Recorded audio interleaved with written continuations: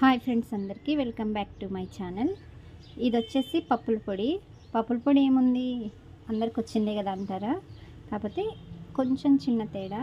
పప్పుల పొడి చేయడానికి ముందుగా పప్పులు, కారం, ఎల్లిపాయ, ఉప్పు వేసి ఫస్ట్ మిక్సీ పట్టుకోవాలి. పప్పుల పొడి ఇలా మిక్సీ పట్టుకున్న తర్వాత స్టవ్ మీద ఒక బాల పెట్టి ఆయిల్ వేడైనాక ఇందులోకి జీలకర్ర, ఒట్టి మిరపకాయలు, కరివేపాకు,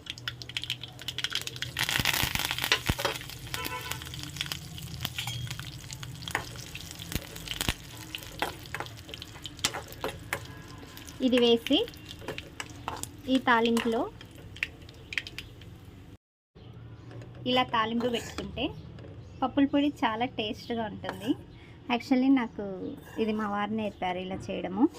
చాలా బాగుంటుంది టేస్టు. మామూలు పప్పుల పొడి చేసుకుని తినేదానికన్నా ఇలా పోపు పెట్టుకుంటే చాలా టేస్టీగా ఉంటుంది. మీరు ఒకసారి ట్రై చేయండి. నా వీడియో కనుక మీకు నచ్చినట్లయితే please like, share, subscribe my channel. Thank you for watching. Actually వంటలు అనేది అమ్మ నేర్పుతుంది కదా, కానీ నా జీవితంలో 3 వ్యక్తులు ఉన్నారు. 1 మా డాడీ, 2 మా అన్న, 3 మా వారు. వీళ్ళు చేస్తుంటే చూసి నేర్చుకున్నాను. నాకు అసలు సరిగా వంటలే రావు.